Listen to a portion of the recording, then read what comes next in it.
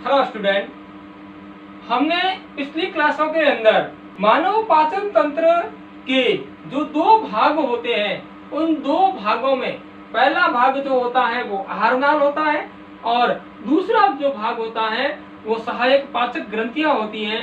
इनके बारे में अध्ययन हमने पिछली क्लासों में पूर्ण रूप से कर लिया था कि आहार नाल के कितने भाग होते हैं और किन भागों की स्ट्रक्चर किस प्रकार की होती है और इनके द्वारा किस प्रकार के एंजाइम स्रावित होते हैं। मानव पाचन तंत्र का दूसरा भाग सहायक पाचक ग्रंथियां, इनकी कितने प्रकार की होती है, कहां कहां पर पाई जाती हैं और इनके द्वारा कौन से हार्मोन स्रावित होते हैं या कौन से एंजाइम स्रावित होते हैं और ये एंजाइम क्या कार्य करते हैं और इनके बारे में हमने पिछली क्लासों के अंदर अध्ययन कर लिया था। आज हम अध्ययन करेंगे मानव पाचन तंत्र की क्रियाविधि। पाचन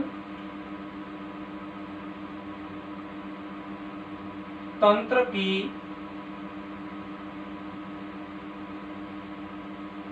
क्रियाविधि।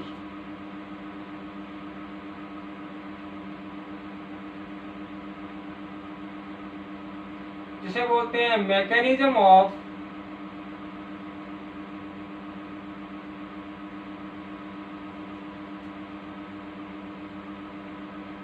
Digestive system.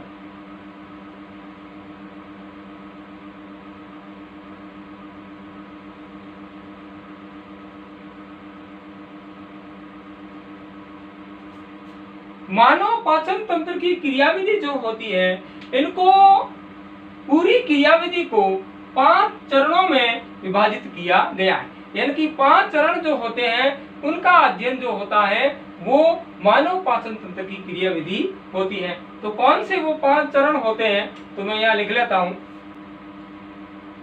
पाचन तंत्र की क्रियाविधि के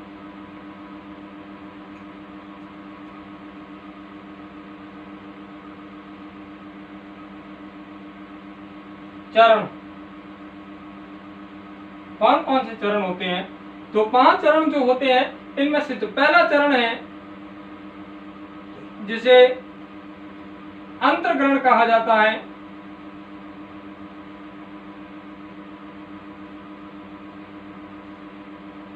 इसे इंजेक्शन कहते हैं। दूसरा चरण जो होता है जिसे पाचन कहते हैं, यानी डाइजेशन।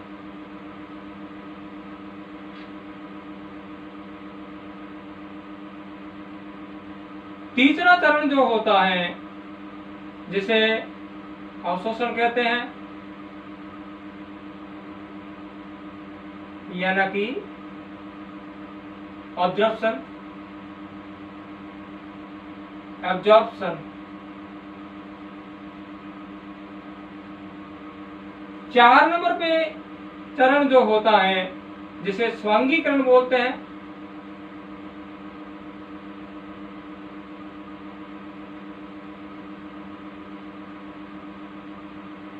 स्वांगीकरण को एसिमिलेशन कहा जाता है। 5 नंबर पे जो चरण होता है इसे बहिक्षेपण कहते हैं।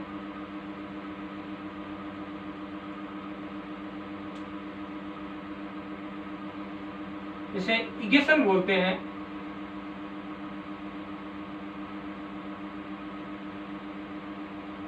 तो मानव पाचन तंत्र की क्रियाविधि को इन 5 चरणों के अंदर विभाजित किया गया। यानी कि इन 5 चरणों का अध्ययन जो होता है वो मानव पाचन तंत्र की क्रियाविधि कहलाती है। तो पहला चरण जो होता है वो अंतर्ग्रहण होता है, दूसरा पाचन होता है, तीसरा अवशोषण होता है, 4 नंबर स्वांगीकरण होता है और 5 नंबर बहिक्षेपण होता है। तो अपन सबसे पहले मानव पाचन तंत्र की क्रियाविधि के प्रथम चरण अंतर्ग्रहण के बारे में पढ़ते हैं। अंतर्ग्रहण क्या है? इंजेक्शन क्या है इसके बारे में देखते हैं। देखो, इंजेक्शन का मतलब ये होता है जब भोजन जो होता है, भोजन यानी कि पादपों से प्राप्त होने वाली सामग्री या फिर जंतुओं से प्राप्त होने वाली सामग्री जो मानव भोजन के रूप में ग्रहण करता है, वो भोजन मुख के द्वारा जब मुख गुहिका में डाला जाता है, इस मुख के द्वारा मुख गुहिका में डाला जाता है, तो ये क्रिया जो होती है वो अंतःग्रहण कहलाती है। यानी कि भोजन जो होता है शरीर से बाहर जब भोजन होता है तो भोजन कहलाता है। जैसे ही इसको अंतर्ग्रहण किया जाता है, मुख गुहिका के अंदर डाला जाता है, तो ये पोषण कहलाता है। और पोषण के बाद में जब इसको निगला जाता है तब ये बोलस कहलाता है। और बोलस के बाद में आपने आगे बढ़ा था कि ये काइन कहलाता है। तो इस प्रकार से अब ये भोजन जो होता है वो अंतर्ग्रहण करना, यानी कि भोजन को मुख के द्वारा मुख गुहिका में डालना भोजन का अंतर्ग्रहण कहलाता है। यानी कि मानव द्वारा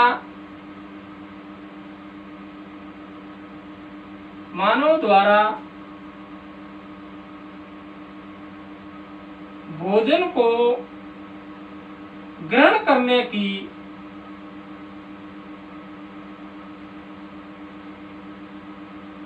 प्रक्रिया को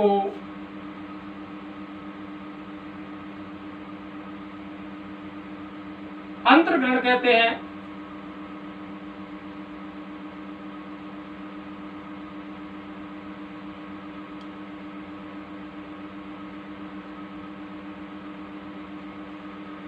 मानव के अंदर यह अंतर्ग्रहण प्रक्रिया जो होती है वो 2 चरणों में पूर्ण होती है। 2 चरण कौन से होती है? यह प्रक्रिया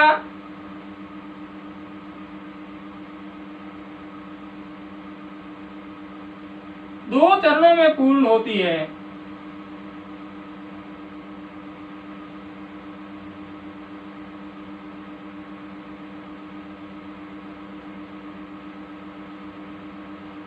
कौन सा? 1 नंबर भोजन को चबाना, भोजन को चबाना। 2 नंबर निगलना।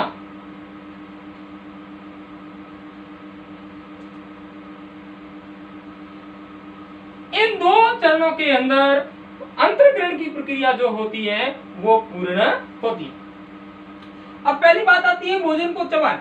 भोजन को चबाने का मतलब यह होता है जब भोजन मुख गुहिका के अंदर डाला जाता है तो मुख गुहिका के अंदर जो दांत होते हैं वो दांत भोजन को चीरते हैं, काटते हैं और चबाते हैं। और इनके अंदर सहायक होती हैं पेशियां और सहायक होती है जीवा। ये तीनों संरचनाएं जो होती हैं वो मिलकर इस भोजन को चबाया जाता है, जिसके साथ में लार ग्रंथियों से स्रावित होने वाली लार भी इस भोजन के साथ में चबाने पर मिल जाती है, जिससे भोजन जो होता है वो लचलचा हो जाता है और भोजन की लुगदी बन जाती है और इस लुगदी को बोलस कहा जाता है। यानी कि भोजन को चबाने पर जब भोजन लसलसा हो जाता है और इसकी लुगदी बन जाती है तब ये भोजन बोलस कहलाता है। और इस बोलस को निगल लिया जाता है, यानी कि निगलने की प्रक्रिया हो जाती है। निगलने का मतलब होता है मुख गुहिका से ग्रसनी से होती हुई ग्रसिका में, यानी गुलेट के द्वारा, गुलेट यहाँ छिद्र होता है, ग्रसनी जो होती है ग्रसिका में जिस छिद्र में खुलती है वो तो गुलेट कहलाया जाता है। ये आपने पहले पढ़ लिया था। यानी कि मुख गुहिका से भोजन ग्रसनी से होता हुआ इस गुलेट में डाल देना क्या कहलाता है? निगलना कहलाता है। निगलने की प्रक्रिया कहलाती है। तो इन 2 चरणों के अंदर ये निगलने की प्रक्रिया पूर्ण हो जाती है। सबसे पहले अपन इसमें देख लेते हैं, मैं लिख लेता हूं यहाँ, भोजन को चबाना। नंबर 1, भोजन को चबाना। चबाने के अंदर क्या होता है?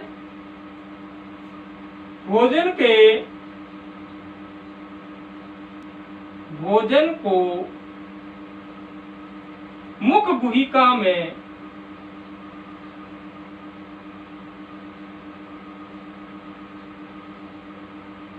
दांत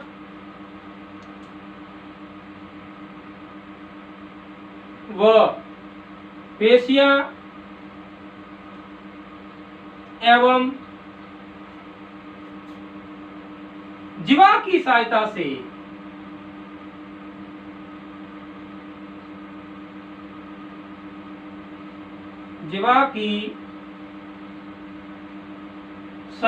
से चबाया जाता है,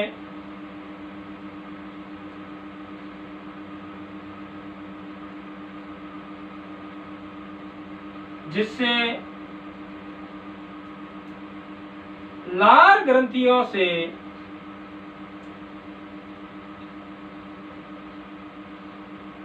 स्त्रावित लार भी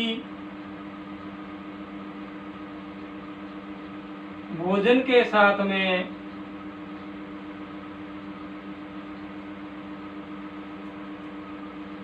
मिल जाती है,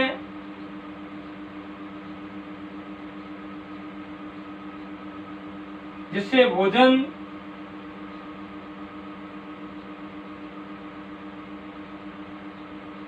लचलचा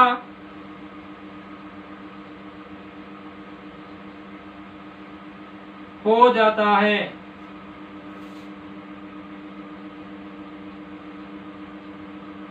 जिसे बोलस कहा जाता है। बोलस कहते हैं। दूसरी प्रक्रिया होती है निगलना, यानी कि बोलस जो होता है उस बोलस को मुख गुहिका से ग्रसनी से होते हुए ग्रसिका में डालना निगलना कहलाता है, यानी कि गुरेद के अंदर डालना निगलना कहलाता है। तो ये प्रक्रिया होती है वो निगली नहीं होती है। इन दो चरणों से अंतर्ग्रहण की प्रक्रिया है वो पूर्ण होती है। पाचन तंत्र की क्रिया विधि का दूसरा चरण जो होता है वो होता है पाचन। दूसरा चरण पाचन होता है, जिसे डाइजेशन बोलते हैं।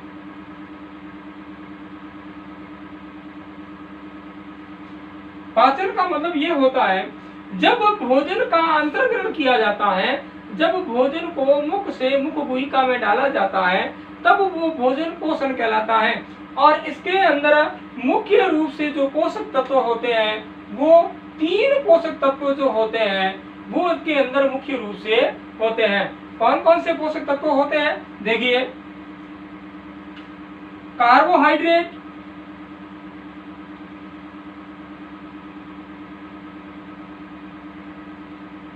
प्रोटीन और वसा। ये 3 तो होते हैं मुख्य पोषक तत्व होते हैं, मुख्य भोजन के घटक होते हैं या पोषण के घटक होते हैं। इसमें विटामिन होते हैं, अल्प मात्रा में खनिज लवण होते हैं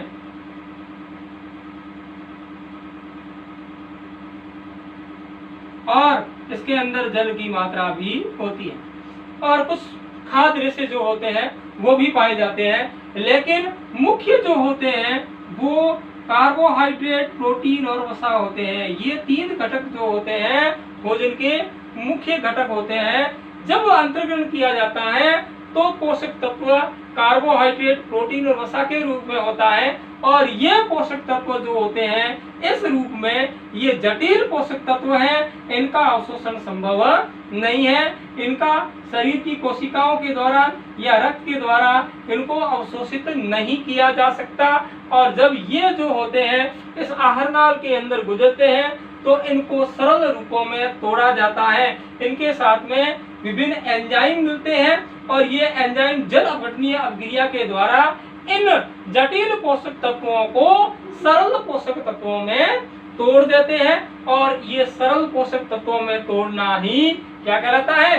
पाचन कहलाता है, डाइजेशन कहलाता है। यानी कि जटिल पोषक तत्व जो होते हैं उनके साथ में एंजाइम जल अपघटनीय अभिक्रिया के दौरान सरल और अवशोषण योग्य पोषक पदार्थों में, पोषक तत्वों में तोड़ने की प्रक्रिया पाचन कहलाती है।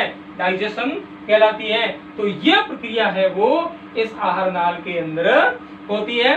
तो अपन सबसे पहले डाइजेशन पढ़ते हैं कि कहां पर होता है।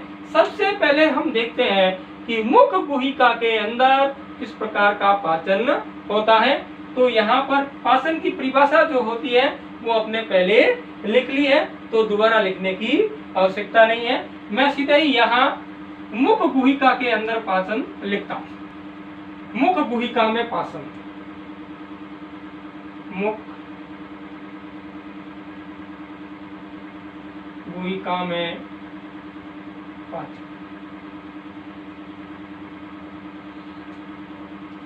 मुख गुहिका में पाचन का मतलब यह होता है जब भोजन का अंतर्ग्रहण होता है तब भोजन मुख गुहिका में जाता है। तो मुख गुहिका में 4 प्रकार के जो दांत होते हैं, जो सबसे आगे कृंतक होते हैं, फिर रजनक होते हैं, फिर आगे चर्वणक होते हैं, फिर चर्वणक होते हैं। इनके अलग अलग कार्य होता है। कृंतक का होता है काटने का, रजनक का होता है चीरने का, और चर्वणक और अग्र चर्वणक जो होते हैं इनका कार्य होता है चबाने का। यानी कि ये भोजन को, दांत जो होते हैं वो भोजन को चीरते हैं, फाड़ते हैं, काटते हैं और चबाते हैं। और इसमें सहायक होती है पेशियां जो जबड़े के अंदर पाई जाती हैं, जो पार्श्व भित्तियों के अंदर पाई जाती हैं, ये पेशियां, और सहायक होती है जीवा। इन तीनों की सहायता से भोजन का क्या किया जाता है, चबाया जाता है।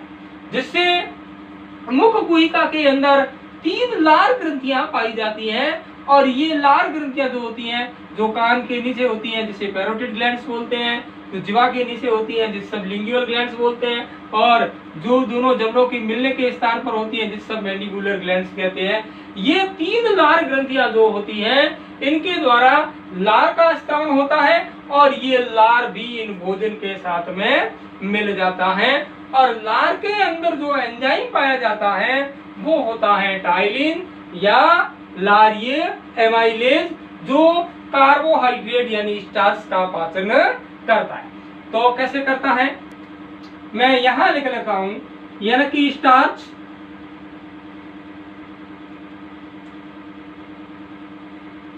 जो होता है ये पॉलीसैकेराइड है।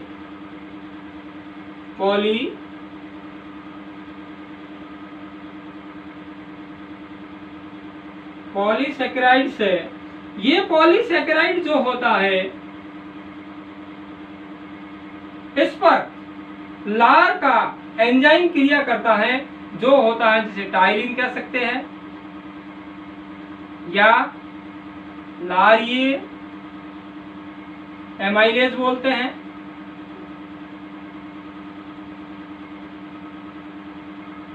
इसकी पीएच जो होती है वो होती है आपके 6.8। इस पर ये पीएच पर ये एंजाइम जो होते हैं वो इस स्टार्च पर क्रिया करते हैं और स्टार्च को माल्टोज के अंदर और सीमित अल्फा डेक्स्ट्रीन में बदल देता है। यानी कि स्टार्च जो होता है इनके अंदर ग्लूकोज के बहुत सारे अणु होते हैं जिसे पॉलीसैकेराइड कहा जाता है। और माल्टोज जो होता है यानी कि इस पॉलीसैकेराइड पर लारीय एमाइलेज या टाइलिन ने क्रिया की, जो लार ग्रंथि के अंदर था, ठीक है। पीएच इसकी 6.8 लार की थी, तभी ये एंजाइम इस पॉलीसैकेराइड पर कार्य करता है और जिससे ये पॉलीसैकेराइड है वो माल्टोज यानी डाइसैकेराइड। और सीमित अल्फा डेक्स्ट्रीन का मतलब होता है जिसके अंदर 3 से लेकर 9 ग्लूकोज के अणु होते हैं, 9 ग्लूकोज के अणु होते हैं, यानी कि ओलिगोसैकेराइड। सैकेराइड जो होती है यानी कि 3 से ज्यादा। तो इस पॉलीसैकेराइड को डाइसैकेराइड और ओलिगोसैकेराइड में बदल देता है कौन, टाइलिन या लारीय एमाइलेज।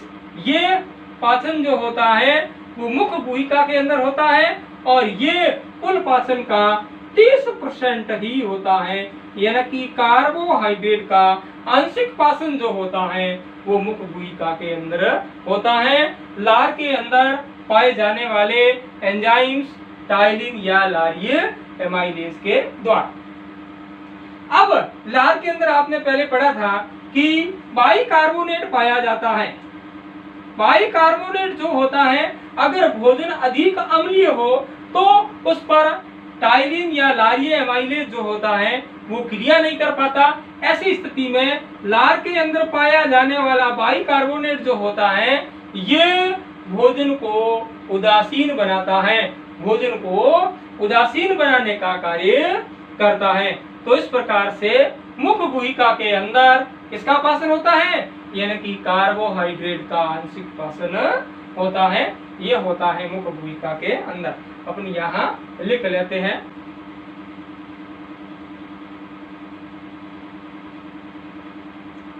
मुख गुहिका में लार में उपस्थित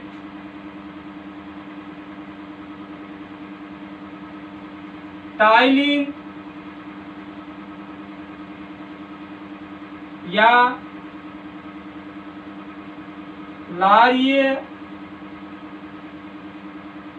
एमाइलेज स्टार्च को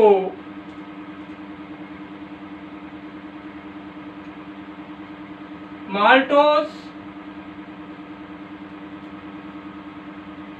एवं सीमित अल्फा एक्सट्रीन में बदलता है,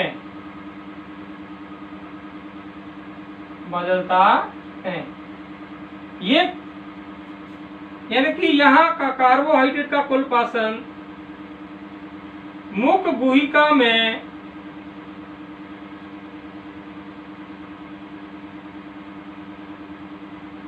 कार्बोहाइड्रेट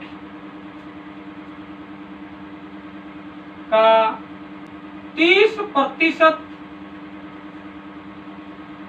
पाचन होता है। एक यहाँ ध्यान रखने योग्य बात यह होती है, ये लारीय एमाइलेज या टाइलिन जो होता है, ये स्टार्च जो होता है वो पकी हुई स्टार्च जो होती है उनका ही पाचन करता है। इसीलिए हम भोजन जो होते हैं उसको पका कर खाते हैं। अगर ये टाइलिन पका हुआ स्टार्च अगर नहीं होगा तो ये लार के अंदर पाया जाने वाला टाइलिन या लारीय एमाइलेज है वो इस स्टार्च का पाचन नहीं कर पाएगा और इसको सरल रूप में नहीं तोड़ा जा सकता। इसलिए भोजन को पकाकर उसको खाया जाता है ताकि जो स्टार्च होती है वो पक जाने पर लार के अंदर पाया जाने वाला एंजाइम उसका पाचन कर सके। ये टाइलिन जब होता है, जब भोजन के साथ में मिलता है, लार के द्वारा भोजन के साथ में जब मिलता है, इसकी पीएच 6.8 होती है, यानी कि हल्का अम्लीय होता है, तब यहाँ पर पकी हुई स्टार्च जो होती है उनका पाचन मुख गुहिका के अंदर होता है। जब भोजन को अधिक देर तक चबाया जाता है तो भोजन का स्वाद जो होता है वो मीठा हो जाता है, वो इस स्टार्च का माल्टोज में बदलना होता है, यानी कि माल्टोज में बदलने पर उसका पाचन हो जाता है जिससे हमें स्वाद का ज्ञान होता है। भोजन में उपस्थित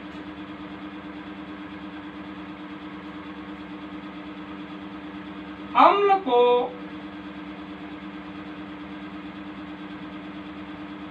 उदासीन करने का कार्य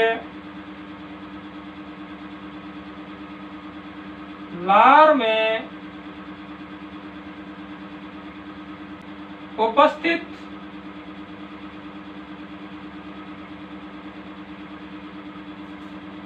बाइकार्बोनेट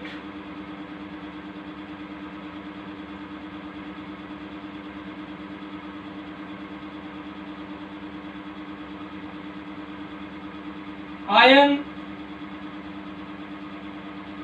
करता है। अगर भोजन ज्यादा अम्लीय है तो उसको उदासीन करने का कार्य जो होता है वो लार के अंदर बाइकार्बोनेट जो आयन होता है उसका कार्य अम्लीय मात्रा को उदासीन करना होता है। तो इस प्रकार से मुख गुहिका के अंदर भोजन का पाचन में कार्बोहाइड्रेट का आंशिक पाचन होता है।